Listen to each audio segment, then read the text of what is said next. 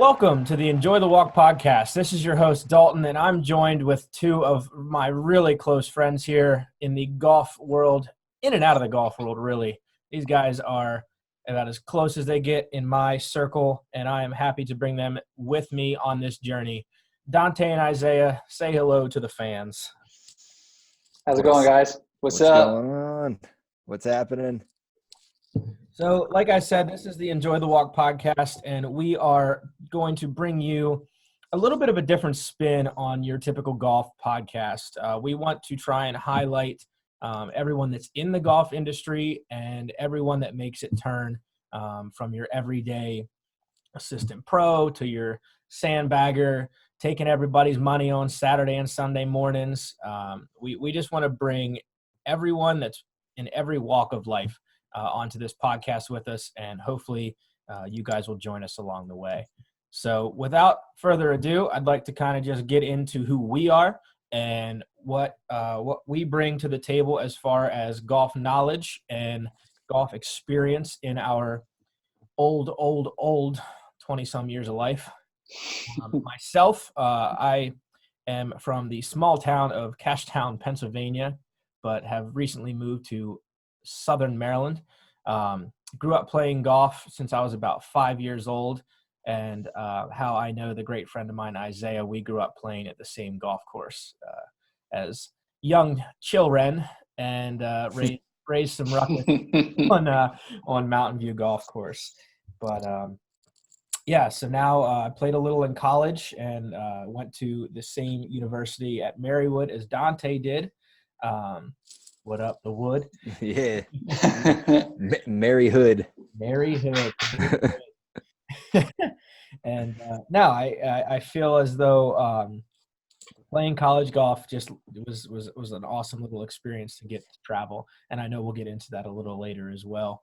But I wasn't really other than my father and I, we weren't a huge golf family, so I felt as though it was just kind of him and I bouncing back and forth, not really a bunch of my uncles and aunts played. But, just my dad and I was really all I needed to get to the golf course all the dang time. It was, it quickly became, turned into an addiction very early in life. I don't know about you guys. Oh, well, I guess you can say I went to golf. Really, I had a golf club in my hand since 9, but I didn't really pick it up as like knowing the game for since like 2015. Went to school with Dalton. I played lacrosse, moved around a lot actually. Was born in Media, Pennsylvania. Was out in Illinois, Virginia. Dad worked for Mobile. Traveled a lot, and got moved around a lot, so we ended up being in Glassboro, New Jersey now. That's where I reside. Man, I just fell in love with it about 2015. Been playing it for about four years now. It's insane. Yeah. Now, like when you started, what kind of a caliber golfer were you then? And like, oh man, I was like, I was like the guy who just went out because my dad played, and I would go out like maybe once or twice a year, maybe once every couple years. Oh wow. And it wasn't until like I busted my knee in an indoor lacrosse game like out of college where like MRI came back and I ended up basically breaking my kneecap. Make it on the short story, and a light bulb went on my head and I was like, like, why don't I grab the golf clubs and like learn the game just like to play, like actually learn golf, not just go around and like hit it with my dad here and there. And once I started doing that, that's I started booking online tee times like every weekend, Saturday and Sunday, and just started playing literally every weekend. So it happened quick for you. Very quick. It was like a true addiction, I guess you can say. Got bit by that bug. Gotcha. Sure. Yep. Yeah. What is it like? You hit that 5-iron, 10 cup set, you could just feel it in your loins. I mean, I've had oh man, I've had like those couple of shots like every now and then, maybe like once or twice every couple of years, just that one shot. I'm shooting like 98s into like the hundreds, and this is like not even like true hundreds. It's just like, whatever, just, didn't know the rules, just hitting balls out of bounds, just dropping it, just playing, golf with my father and just doing it that way. Yeah. And then here we go. That's Sorry, crazy. guys. That seems like how it all starts, right? Oh, that's exactly Starts how at a young age, Yeah. get hit. But, Yeah. My name is Isaiah Logue. I've had the pleasure of playing golf with Dalton for many, many years now. How old were we when we met? 12, 13? Well, whenever we met, it wasn't there far after that you just started whooping my ass and never stopped. But yeah, we were very young. But I think we met at 12 or 13, so all us teenagers. We met in a small town of Fairfield, PA. To this day, I think there's still less than 600 total people that live there.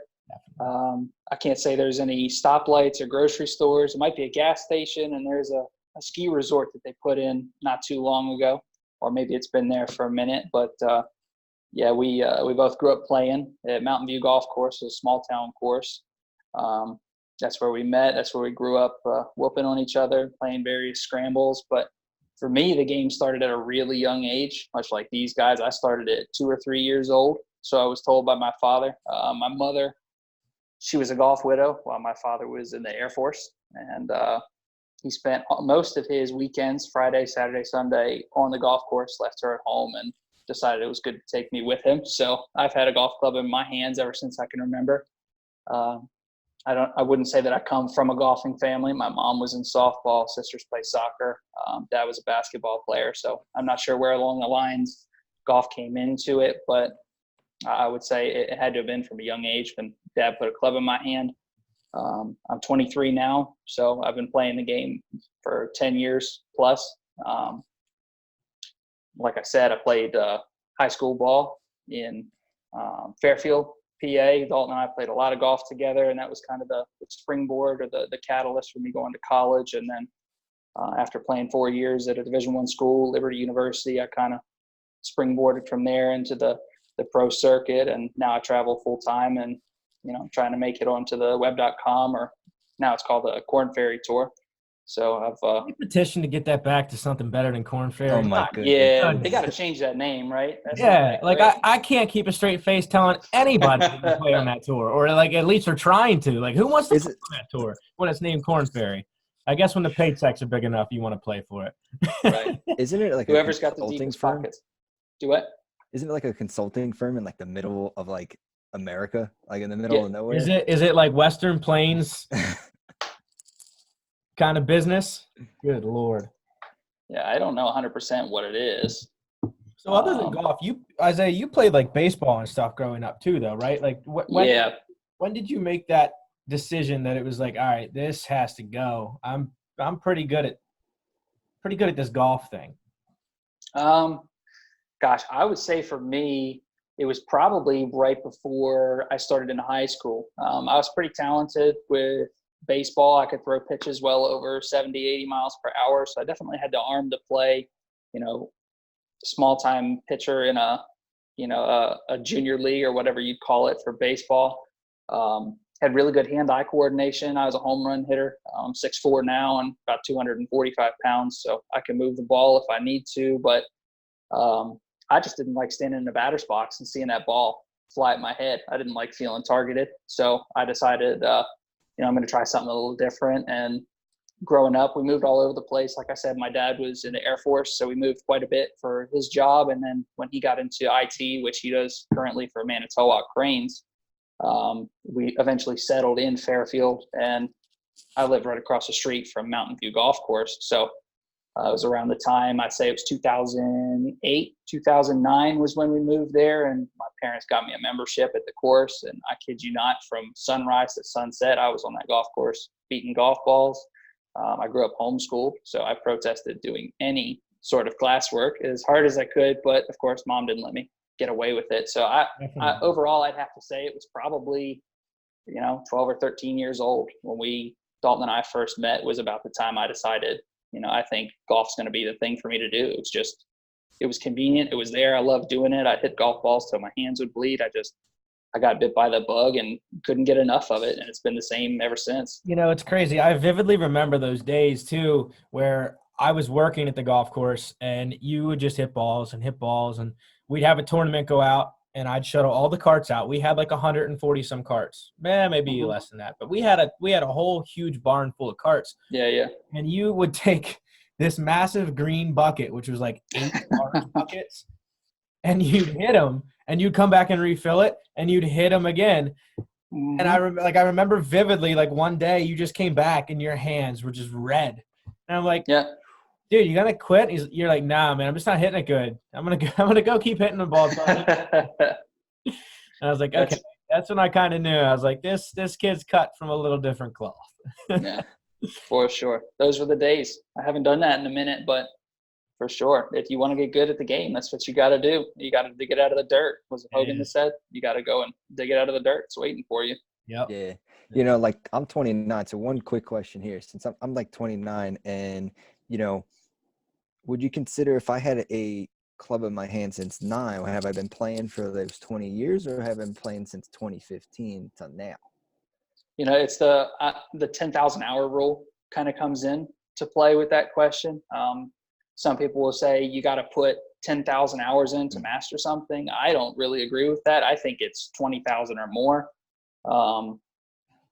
Honestly, you can put a lot of time into playing the game and you can get a lot out of it, or you can get not that much out of it. A lot of it's mental, but the amount of time that you put into your actual practice, if you're committing 2-3 hours a day for the course of a week to working on one specific area of your game that you're lacking in, you'll see the most growth and development in that area because you'll become more in tune with how that golf club is going to interact with the ground. You'll become more comfortable with each individual club. But if you just go out and you play golf every day, you're just going to learn how to you're going to learn course management more than anything. Your ball striking might not necessarily improve, but 70% of golf is just knowing how to get it in that hole, and 30% is knowing how to advance the ball consistently. And once you've got the 30% down, then you got to work on the mental side, which is 70%. So yeah, I totally agree. I think what you said. Yeah, I agree because that's. No, go ahead. That's pretty much like what I did. Ever since I started picking up to learn to play, it's just been YouTube videos.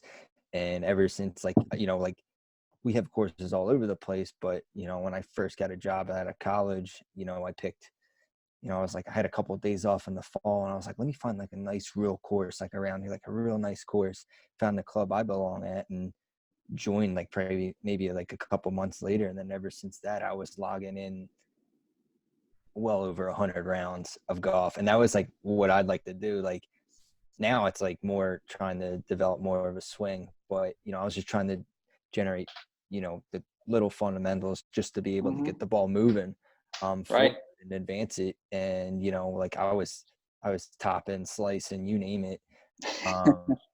And now, and basically once I joined, I'm logging 100 rounds in. I mean, you should see it. You should see like my chin thing on the post. Peppered with rounds. Down, but I mean, I was fortunate to have jobs where I can play almost like every day, and I just went out and played. Went out and played. That's huge. Working a job that'll give you free golf is that's a huge benefit because the cost of joining a golf course, if you're not going to utilize the membership and play that much, it adds up pretty quickly. But Dante, did you say what course you play out of? What's your home track? Running Deer Golf Club. It's in Piles Grove, New Jersey, kind of outside like Elmer, New Jersey area. I mean, it's in the boonies, South Jersey. Like a lot of people think Jersey, they think like more North Jersey. Yeah, Jersey Shore, all that. Jersey Shore, Atlantic City. You're the armpit of America. This and that. I'm like, please. I was like, come to where I live. I can drive 5 minutes south, and it's cow farms, and it's farms, and it's like horse farms, like you name it. I mean, it's pretty. And then once you get down there, there's nothing. It's about 20 minutes from my house, and there's nothing. And then like you're just driving down this one road, and you make a right turn, and bang, there's just like a couple of houses, and then it's just like this, semi-private club. and it's owned by Ron Jaworski. So he owns about 7 courses in like the South Jersey area. So you basically pay for running deer, you get the rest. That's awesome. So they have a mutual membership then, yeah? Pretty much, like your reciprocals are the other Ron Jaworski courses.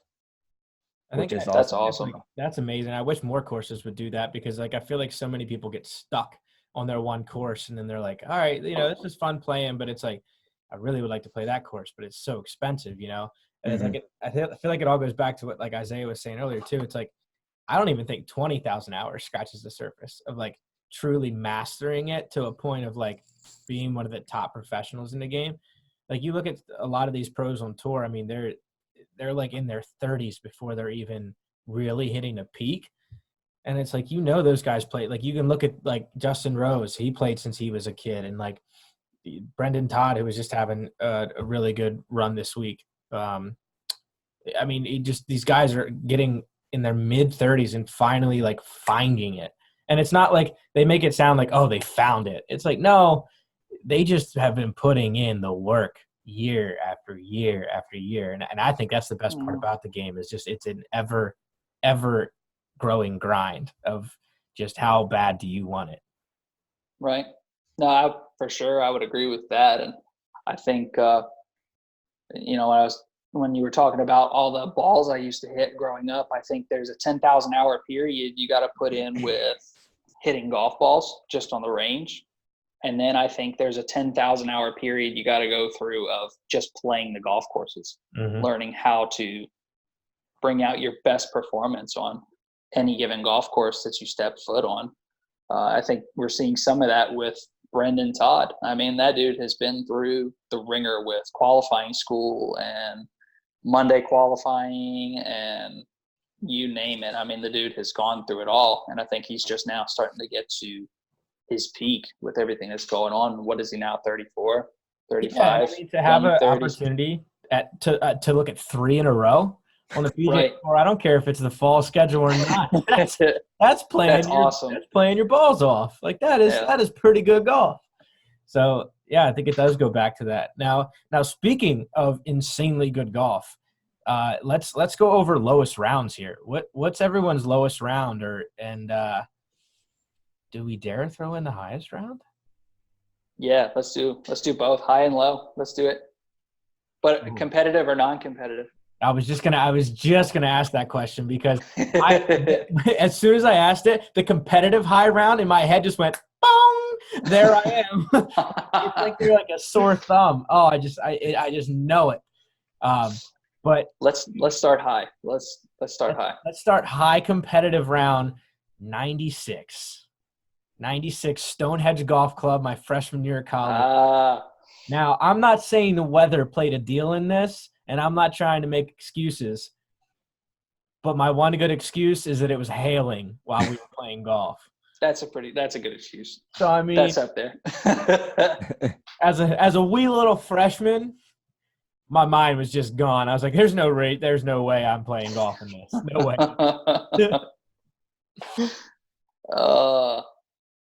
How about you, Luke? High round. Mine, I want to say, is 90 or 91. I shot it at Oklahoma State's home course back when I was in high school. I was a sophomore or a junior. Being from Fairfield, Pennsylvania, we don't see wind like that. Karsten Creek. And we also don't see golf courses that are 7,300 yards and tight as a gnat's butt, and just everywhere you look, there's a place for your golf ball to disappear in. So being the mental midget that I was at the time, not being on my 6,400 yard course that's wide open, I can just rip a driver and putt it to death. I actually had to hit quality shots on every swing I took, and I took 91 quality shots that day. It was rough. Are they more quality if there's more of them, right? That's how it works. I think that's how that works. Yeah. 65% of the time works every time. Yeah. Absolutely. I see it as like your cost per shot is just decreasing for what you're paying. Yeah, true. That's how I think of it. And I tell you what, for as high as like as much as it costs for competitive round these days, sometimes you know what, it might just be worth firing a good old 90 in there. Be like, hey, I got my money's worth. So Yeah. today, chalk it up as a learning experience. That's what today is. We're just going to learn something new today. Work on our putting and chipping, and call it good. Yeah. And that's where the in between the ears problem I have, and I just get livid. So I guess you can say like so I'm a little bit different. You know, I didn't start get into golf until about like 2014, 2015 on learning how to score. And didn't really get into actually playing competitive rounds until about now, like 2019. You know, Golf Association of Philadelphia, I'm sure you guys are aware of that. You know, all the GAT, like I did like the GAT mid-am. And I did a bunch of winter series. So off of the top of my head, I usually say on like a competitive level, they had like the winter series, and it was at Springford Country Club.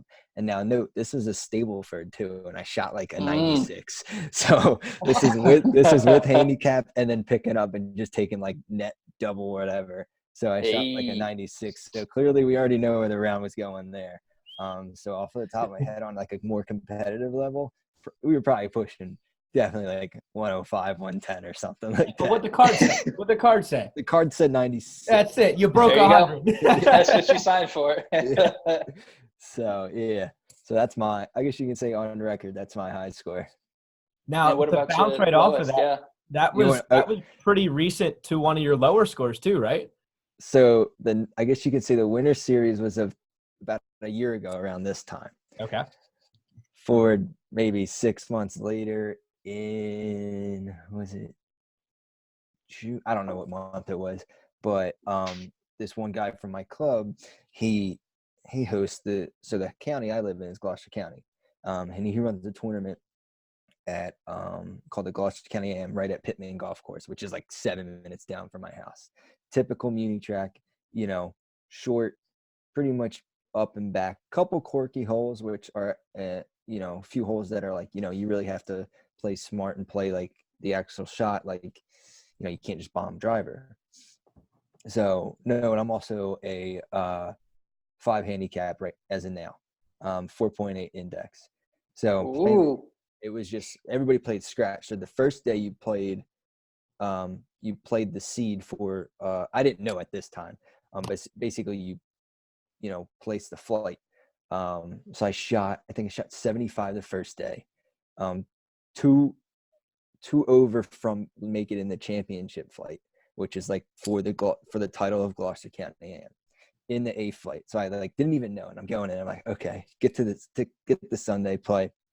You know, I think it was playing at like 6,500 yards, pretty firm, and like right out the gate, I go birdie, birdie, birdie, first 3 holes. Ooh.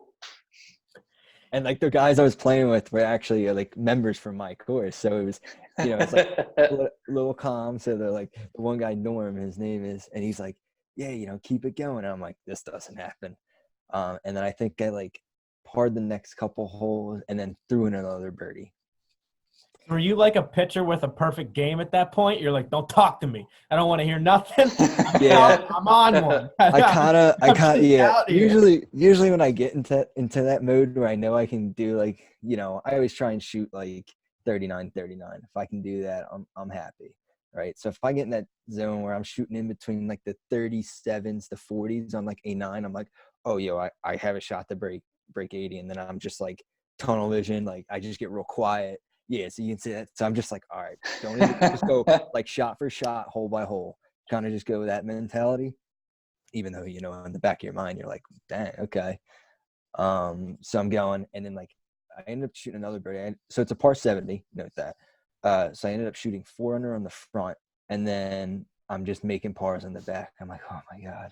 And then I'm like getting closer and closer. I ended up shooting 2 over. So I shot 2 over on the back and ended up shooting 2 under on the final day, 68. And I was like, one of my goals for 2019 was to shoot par on like my course, like par 72. I ended up shooting below, shot in the 60s, so I broke 70, and I shot under and shot, you know, basically hit my goal. And then I ended up winning the flight just by a long shot too, because I like walked up and they're like, Dante, how'd you do? And I was like, and they're like, you shot well, dude. Ear to ear. They're like, what'd you shoot? They're like 68. And everybody's like, what? No way. So yeah, that was pretty wild to do that. Like, granted, it was an easier course, but still, you got to get the ball in the hole at the end of the day. Yeah, without a doubt. Everything was like clicking. I was like draining putts, hitting the shots I needed to. Everything just like, but except for 18, man. The 18 hole was like, it's like this par 4, and it seems long because it's like you're teeing off in between like this like bridge and trees. So it kind of looks way tighter than it really is, but it opens up. I snap hooked and there's like this tree, maybe like, I don't know, maybe 200 yards. And I snap hooked my driver both days in that section, in that area. And I'm like, and the sun was going down and I couldn't really see. I hit it and I got quick. I knew I got quick and I'm like, where'd it go? And they're like, it went left by that tree. And I'm like, no, please tell me that did not happen again. Because the first day I think I lost it, so I had to hit it again. This time it like went past the tree, but I still had like a long shot. I'm like, just get it forward. Just like let's just get it end with. Bogey's fine. I don't even care. Let's just go. But yeah, that's my low round, 68. Solid. Good work. That's crazy. Dalton, what about you? Lowest competitive round? Lowest competitive round. I guess it has to be the round I played in my last ever conference championship at Marywood. Shot 3 under, and after a day where I couldn't find the face of the golf club to save my life, I shot 82, I think, the first day. So I was just fuming. Like, didn't even want to come back the second day. I was like, great. I'm like, and for everyone out there, Marywood's a Division III university. So apart from our like top probably 10 or 15 in our conference, it got very. You could probably shoot like high 70s and be competitive in that area. So I had shot. I think I was, like I said, 82, and I was sitting at like 30th. I'm like, wow. What a great way to finish off my career at Marywood. Just being a scrub. Way to go. So I come out on the first tee of the last round, snap hook, deep into the woods. And I don't know if any one of our listeners know where Elmhurst Country Club is. But the first hole, it's a dogleg right. You could hit one so far right, if you aim dead down the middle, you're fine. I chose to go left, deep left. That's where I played my gap mid-am. The qualifier was there because I knew the course. Beautiful course. Yeah. Always in great shape. But yeah, so I end up finding it left in the trees, and it's like up against this rock in like just a hard place. And I couldn't get a drop, and I didn't want to take a drop because like none of my options were like unplayable was still unplayable if I took a drop, whatever. So I played it, ended up hitting a wedge to like that on the first hole from deep in the woods. And I'm like, all right, we can have a good day. And I get through, I think it was like 12 or 13. And that's when I knew it had a chance to be a really good round, because I was always like an average putter. I was never a great putter. And I was hitting putts I had no business making. Like just like 30 footers from off the fringe down across the valley. I mean, if they had video cameras on them, they were just watching the hole the entire time. So we get to like 16. It's a par 3. 15. Par 3. Tees were all the way back, and it was playing like 220. And I hit a 4-iron just as far left as you could go, and left is the only place you don't want to miss. So I had this like horrible chip shot, made double. Well, then I come back and birdie 16 and 17. And I'm sitting on 18T like, we actually have a pretty good shot at this. I hit a pretty good drive, and I'm like, all right, we're home free. And then I'm like sitting over that last approach shot, and I'm like, well, I could always shank this. Like that was my last swing before, because there was like probably 100 people, maybe give or take, up on this awesome balcony. 18 at Elmhurst is an amazing finish hole. It's one of the best finishing holes I have ever played, because it plays right uphill onto this like huge balcony of their clubhouse. So everyone's always watching. And I like took one last look at the pin, and all I could see was just people behind. Like I wasn't focusing on the pin at all. And I'm like, this could be bad. This could be really bad. And I ended up thinning it, but it caught just enough back of the green and ripped back down to like the front edge and ended up 2-putt for 3 under. Nice. Solid. That's some good work right there. Dude, let me just say, there is never a like mindless. Well, maybe for you, Isaiah, because you're here, and I'm like here. But maybe there is like a mindless 62. But like there is never a mindless like career round for me. Like, coming down the stretch, my hands are like shaking. Never mindless. I would say that there's very few times in golf where you have a mindless round. But I will say there are times where you play a golf course that you feel a certain comfort level with because it reminds you a lot of a course that you grew up playing or a course that you played in the past and had played well on. So for me, my lowest competitive round actually came this year. I was playing a course in Morganton, North Carolina. It's called Mimosa Hills, and it reminded me a lot of Mountain View, where we grew up playing. And I say that because there's not a lot of elevation change on the course. For the most part, it's flat. There's no OB on the golf course. There's no hazards that really come into play. It's pretty much an old style country club where the holes go kind of back and forth and zigzag across one another. So everything's kind of in a 50-acre area. It's very close together.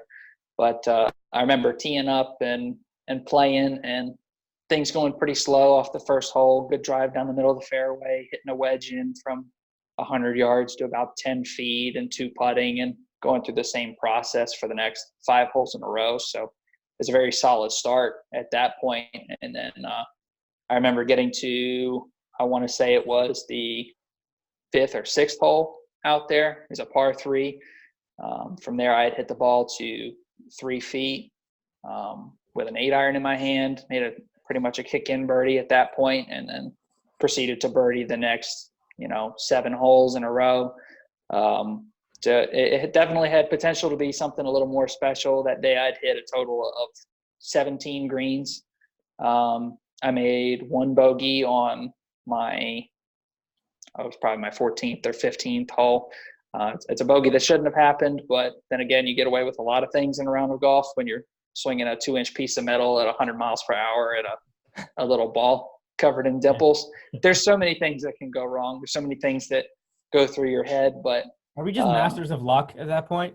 Is that what you're saying we are? We're just essentially. It was either Arnold or Jack that said, the more I practice, the luckier I get? I think it was Arnold. Yeah. Pretty sure. It was one of the two, one of the greats, but they said the more that you practice, the luckier you get. So I guess the 62 was nothing but luck. So it was couldn't be skill. For sure. It was a great day. And I think for me, the biggest part of it was I was playing with a guy that I'd never met before, but immediately once we teed off, we struck up a good conversation and we had a lot of common interests and had a similar background. And just throughout the day, no matter what one of us was doing with our shots, we just had a comfort level with one another. And it just seemed like another day where we were simply enjoying the walk, but we were actually riding in carts. So, don't tell anyone that, but blasphemy. I know. Hate those cart guys. They suck. I think that's so key though. Cause like you touched on it right off the bat that you were comfortable with just not only like the person you were playing with, but the course and the layout and the setup. And I think that goes into like 100% of what it takes to be like a career round or have that kind of potential. Cause like I always felt comfortable at Elmhurst as well. Like that was just kind of a place I played a lot. My roommate in college was a member there, so I had played a lot there throughout my 5 years there and stuff. So it was just a place that I knew, and like even just pulling in the parking lot, I was like, man, Elmhurst, I'm back. It's just a place where I knew everyone in the clubhouse. You knew everyone going to get a drink. Like it felt like the home club. So that's such a huge part of I feel like anyone who ever tells you they shot a career round, it was somewhere they were comfortable. Yeah, and being able to approach that first tee box, the opening tee ball, with the mindset of today is going to be a good day, and I know I can play well on this course, is probably the most critical element of any good round or any round that you play. If you want to play well, being able to approach it with almost that Brooks Koepka mentality of I'm here playing for first place, who's here for second. It's so hilarious to see the shift ever since Brooks said that in a lot of other guys. I don't know if they just never thought about thinking it like that way, but like you see, at least I feel like a majority of the guys that have come out and won since then, since Brooks said that, have been like, well, like I never thought about it that way, but I was playing just to make cuts, so I always hovered around the cut line. And then I was like, man, maybe I should play for top tens, and I found myself hanging out around top 10.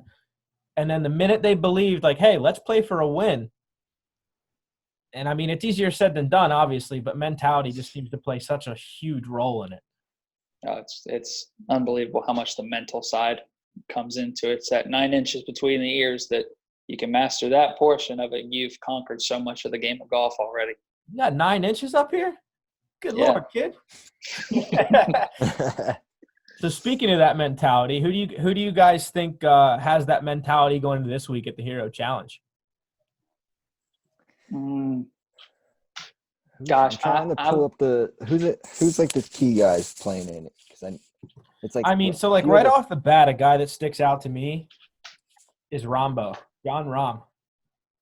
That's a good one. He just won the race in Dubai, playing his backside off in Europe for the last like 5 or 6 weeks. Yeah, he won it last year. And he won this event last year. Yeah. Correct. So that's my pick. I think, I don't know. I have a feeling that Rombo hasn't even touched the surface yet of possibilities. I think he could not only win this week, but I think he has a breakout 2020. I think so. I think he actually struggles between the 9 inches. Yeah, you want to talk about rage? when you reference like having rage, I'm like, the first guy I think of is John Rahm. Dalton, I'm surprised that you actually said John Rahm, knowing that Tiger's going to be in the field. Listen, talk about the most mentally dominating player to pick up a club. People know how big of a TW that was right off the bat. We were supposed to let that go under the radar. Okay, yeah, no, just discard that. Yeah, no, he doesn't even like Tiger Woods. Doesn't even know who he is. I say for this week, I've got my eye on Gary Woodland. The dude, I mean, he hits it a long way. He's got a great stinger game with that iron, which we saw at Pebble this year. Looks like he's finally figured out how to putt and get a little bit of touch around the greens too. So I think he'll for sure be a top contender. So I'd say my money's on Gary this week. I like that pick. He's ever since he's won that U.S. Open, he seems to have a lot more. I don't know if it's just like calmness around the course, but he just seems to kind of walk around with like a prowess of like a swagger. Like all right, I do belong. Like I'm not just a guy who's out here every week. I'm a guy who's winning every week now, or at least 1,000%. I'm looking at the field now. I think I'm gonna go with the Xander Schauffele. I feel like he's right on that breaking point where he's gonna start taking charge in some tournaments. I love that pick only because I was really hoping you would say that. I feel like we've been having, at least like everyone who I talk to on a weekly basis about the PGA Tour has had this discussion. Xander Schauffele has been knocking at the door for what seems like 5 years now. Like I feel like he's Mr. Top 10, like he's always there, and especially in majors. He's knocking, but it just seems like down the stretch he just can't. I don't know if he can't close. I don't know if that's the right wording. I mean, it's freaking hard to close a PGA Tour event. But I just feel like he's just been knocking for so long. It's almost got to be his time, right? I agree. Yeah. And plus, I like rooting for those guys who are in between like the 5'6", 5 and 5'9" height. These shorter guys. Just rip the ball. I'm short. I'm sitting at 5'6", and If we do PGA picks the rest of the year, I'm not letting you pick anyone out of that range for the rest of the year. out of that range, that's fine. But no, I love a small just list too. yeah, I know, yeah. But I just love, I don't know, I love watching him play. I mean, he just pipes the ball. Yeah, like you said, I think he's been knocking at the door, but you know, that one of these days that door's opening. And it's those guys that have been doing that kind of knocking for so long that like once they open that door and punch it through, that's when it gets real scary. It's like, all right, those guys could rattle off a serious amount of wins once they just kind of figure out how to do it one time. But like you're saying here too earlier, I mean, like it's just the fields are just so strong. Granted, this field's very, very small, but you know, you just look across the board, you're seeing like these winners that just pop up out of nowhere. You're just like, wait, who's this guy? I mean, they're just getting so much better, and I think it goes back to that mentality. It's like, I'm just gonna play the win at this point. I think, I mean, and Isaiah can speak to this kind of, you know, being out there around the guys on the mini tours and stuff like that. But it's like, that's our generation, man. We grew up with understanding that Tiger was so dominant that that's what we were chasing. And like, I mean, that's kind of he shaped an entire generation, and now this is going, you know, completely blowing my cover on being a Tiger fanboy. but it speaks to that kind of like, I mean, there's guys out there on the mini tour now that they just know they can win and plan on winning, and that's the mentality they've always had and will always have. And I think that's awesome for the game of golf moving forward. I think it's just an awesome spot for it to be. But and the crazy part with Tiger and the gap between his playing level and our generation is there's maybe 2 or 3 people on this entire planet that are able to do what Tiger can do with a golf ball. That skill gap is pretty narrow. And the years and experience that he has, the knowledge that he's gained over his 50,000 hours of investment into the game, gives him a level of, you know, a prowess when he steps on the course that I don't think really anybody else can mimic. So looking back at Koepka and some of the statements he made at the PGA, for him to come out with those statements, I think everybody was taken back by the level of confidence that he had in that. And not only did he have that level of confidence and seem like an arrogant, you know what, for saying something like that, absolutely, but to step out in his first round and shoot 63, I think that pretty well backs it up, and it speaks to the importance of stepping on to the first tee or over any shot with the same level of confidence that Tiger or Brooks carries into any shot or swing that they take. Yeah, and I think it's just a huge mentality jump, and a lot of people can't make that commitment. I feel like it's just a commitment. It's just an absolute like, utter commitment to just believing in it, like 110%. And there's so many times where people feel like they get to that point, and then it's like, oh, that one little doubt creeps in, and that doubt just like drives into them. You know, it's like, and not a lot of people have the mental fortitude to just jump over any of those doubts and just say, all right, well, I'm still the best. You ain't touching me. Absolutely. Eliminating that fear factor. I think that's a lot of problem. Even with like the amateur golfers, you know, they just stand over the ball for like maybe a little too long just because they're just like afraid they're going to hit that one bad shot. Like bad shots are going to happen. You just got to overcome it every time. Oh, I think that's like part. You can just like that's the number one thing. Shut out the fear. You're just like 10 steps ahead of everybody else. I've realized that, especially in like the amateur golfer, like handicap like 8 to like 16, the amount of rounds I've played with like people in that majority or like group that get over a ball or like a walking up to a ball, I'm like, oh man, I hope I don't do this or this or this. Like they rattle off the things that they just don't want to do, and it's like, well, have fun doing it because you just convinced your mind that you spoke it into existence. Yeah, 100%. That's pretty much like, so we have like at my course, like that's like one of the biggest groups of guys that I play with, just because they're just a great group of guys. You know, they're from all different age backgrounds. They're all from different, you know, they're all from all over the place.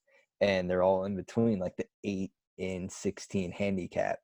And yeah, you're right. Like when we go out there, it's like that's all you that's all you hear. And it's like, if you want to take it to that next level, you gotta eliminate those things. Yep.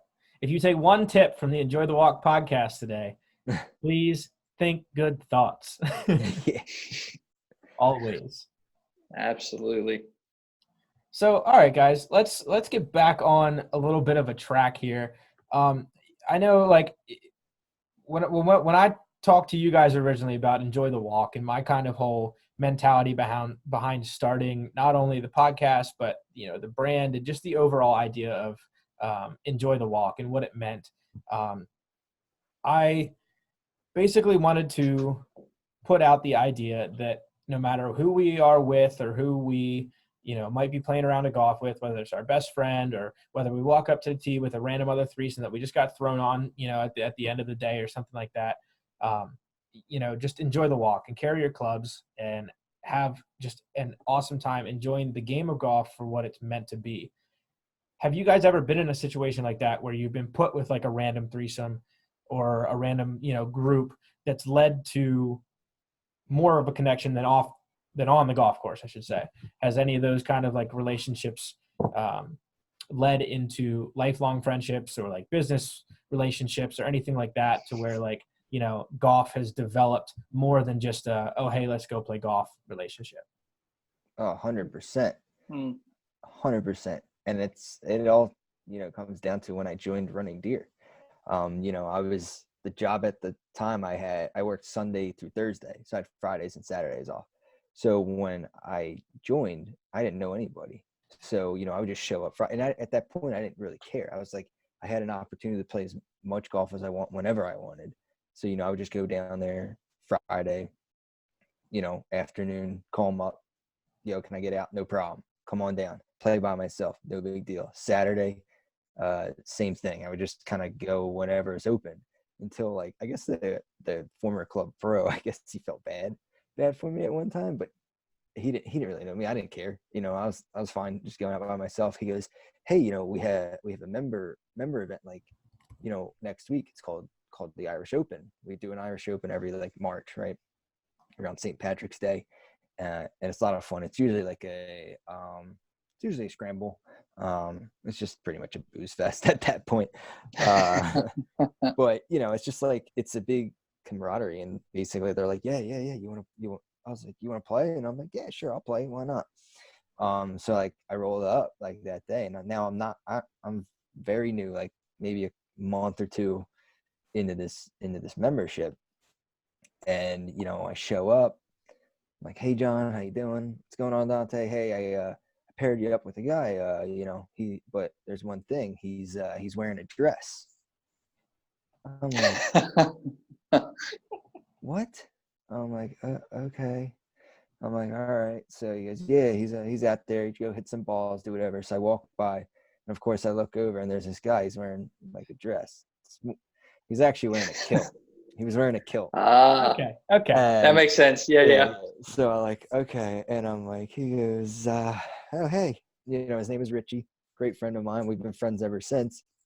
I joined up with him, play with them in that group. And, we just had like one hell of a time. And, ever since that, he kind of told me that like my course is built up of like, he called them gangs. Like, you have to join like a little gang or like a little group, because there were so many like members that it was difficult for you just to get out by yourself, So he goes, yeah, like got my email, got me on like their email chain for their tee times, met up with them, started playing more events, member events, found other groups to play. We have like two big groups. We call it, one's the blue group and one's the Hack Brigade. The Hack Brigade's all like the 8 to 16 handicap. They usually play from like the white tees, great group of guys. And then the blue group, those are all like your single digit handicappers. Some of the guys are plus handicaps, do all like, they're all older too. And it's just like, that's what like I love about my course. And when you mentioned like enjoy the walk and like coming to answer your question, like, yeah, like, I have everybody now I can play with. It's funny because I have friends that are like from my high school and whatnot that are trying to get in the joint, play the game. And they're like, they'll text me like Friday night, like, yeah, you want to golf this weekend? I'm like, I'm like, dude, you got to hit me up like 2 weeks in advance. I always have a tee time with a group of guys. Yep. And that's why it like stuck out to me. 100% right there. I completely agree. It's actually a funny story how and now granted, I was already in the area down here in Salisbury and looking at courses, but I hadn't joined yet. And it just so happened the first year I was down here for work, our company's Christmas party, we had it at the Hyatt in Cambridge, which has an amazing golf course. That if anyone wants to go play, I recommend it 10 out of 10. It's just a phenomenal track.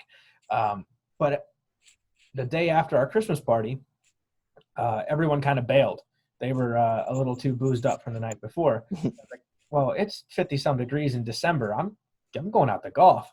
So so I went out to play, and it could not have been a slower round. And I was a single, so it was miserable. I was waiting on like every hole. And finally, the group behind me caught up to me, and they were a threesome. So I was like, I waved them on and said, come on, guys, no use waiting on me because I'm waiting everywhere. So the small world that everyone knows this crazy world is, the guys that were behind me were from Salisbury, Maryland. They were very, very close with the owner of my company, and they were members at Green Hill Country Club. So for the next they met me on 4, I think. So for the next, like, however many holes till we were done, we just had a blast of a time. The one guy, his famous quote is, "It's just a great day in America." And, like, being the patriot that I am, that really just hit me. And I'm like, I like this guy. And, I mean, we just had one of the best times and just a complete random happenstance of them joining me. And I ended up joining Green Hill and, being members with those guys and playing in all their events. And it's crazy how golf loops people together. It's just like my take of it all. It's amazing how golf is sort of an all-encompassing sport, and I think it's really neat what we're trying to do with Enjoy the Walk is we hope to impact and connect with people that are your average weekend hacker to those that play at scratch or a professional level. Golf is a game for people from every walk of life, every age group, denomination, demographic, what have you, it doesn't matter. Golf is a game for the ages and for every person if you want it to be. But for me, I guess my story, like most of my stories, starts with Mountain View. I'm pretty sure it was a late Sunday afternoon, and I wanted to go out and play golf on the home track. And while there's maybe 600 people at the most that live in Fairfield, Mountain View does well over, say, 30, 40,000 rounds a year. So weekends are a good business time for them, especially in the middle of summer. I think Dalton was there that day, and I had just finished my large basket of balls, and it was time for me to go play, but the course was packed. So now, I ended up going into the mind everyone else is 8 like of 8, everyone else's largest. Just putting that in there for context. Is it like that big basket the courses have for like the tournaments coming up, and you can just like scoop them out? It's the one that they load an entire range card into. Yeah, he'd hit those. Yeah. So that was my large or my warm up, what have you. So I'd finished that. I went up to the clubhouse to talk with, I want to say it was Dave Gladhill. I don't know if he's still there or not, there at the course or not, but I'd gone up and spoken with him and said, "Hey, can I get out?" He said, "No, I really don't think I'll be able to get you out, not by yourself. So if you want to join up with, this 3-ball, you're more than welcome to do so." Long story short, I go down to the first tee, and the 3-ball had already teed off, and I go to join up with them. So I tee off, and when I hit my drive, I hit it pretty good, better than usual. Pretty much drove the green on hole number 1, which for those of you that aren't familiar with the course, from the white tee box, it's about 370 yards, probably at the most. So I would hit a driver, and I had a chip shot coming in, and the group I joined up with had some choice curse words for the way that I hit the tee ball. But the 2 gentlemen I met were named Steve Jones and Dave Reed. And the woman that was with him was Dawn Jones. And I joined them on, of course, hole number 1, played 18 holes with them. And to this day, I still refer to Steve Jones as sort of an adopted grandfather. Dawn is, an adopted grandmother to me. And then Dave Reed, he's become sort of an uncle to me. So I welcome any opportunity I get to play with them, and they've become my golf course family. I think all of us have, an extensive golf course family. We're a tight group that we stay in touch with, as well as, family members that have been with us on the golf course. And that's really all Enjoy the Walk or the ride is about, is getting people together from all walks of life to enjoy the game of golf. I think you said it better than I could have ever put it. I mean, it's just the reason I feel so passionate about this is because, like you said, when we were growing up, Mountain View was like family. And then when I moved down here, I recognized it right away. And because that was really all I'd seen. And I had seen courses in Scranton that were the same way, but I don't know if it just didn't dawn on me until now, but every golf course, every country club, even every public course, doesn't have to be a country club. You don't have to be a member at a country club to get this kind of family mentality, but it's like every course has a family. And I realized it when I came down here, especially down here, because it is just so tight knit around here. And that's what I was like, man, it's like people are coming together, to play golf, but it's so much bigger than that. And I think that's hopefully what we can drive home here through with Enjoy the Walk, is just kind of the amazing life lessons golf can teach you on the course, but also off the course, and the amazing people it can kind of just bring into your life throughout the process as well. Absolutely. So I think that just about wrap us up for episode 1 here, guys. I hope everyone enjoyed listening and got to know us a little bit as we kind of tried to get you on board with what we're doing here to Enjoy the Walk. And hopefully you will tune in for our next episode, where these two guys get to banter back and forth about their amazing trips to Hawaii and leave me out hanging in the dust. Don't worry, I've got questions that'll put them to the test, because I've never been, and I want to know what the hell it's like. Well, I think we've got answers. It'll probably be a little fresher in Dante's mind than mine, but it'll be an exciting episode, and looking forward to sharing with you guys. Yeah, absolutely. Guys. So thanks for tuning in for week 1, and we will see you on episode 2, where we recap Hawaii golf trip and everything you need to know. So if you guys want to check us out online, we are at Enjoy the Walk, and on Instagram _Enjoy the Walk. And you can find us on our website, where we actually just released all of our Enjoy the Walk merch and some pretty cool Christmas gear as well. So check us out there. We are enjoythewalk.store. Is that right? Enjoythewalk.store is where we're at. Still getting used to saying that. But anyways, it's good. Check it out. And we will tune in to you guys on week 2. All righty. It was awesome, guys. Enjoyed it. Yep. Enjoy the walk. Enjoy it.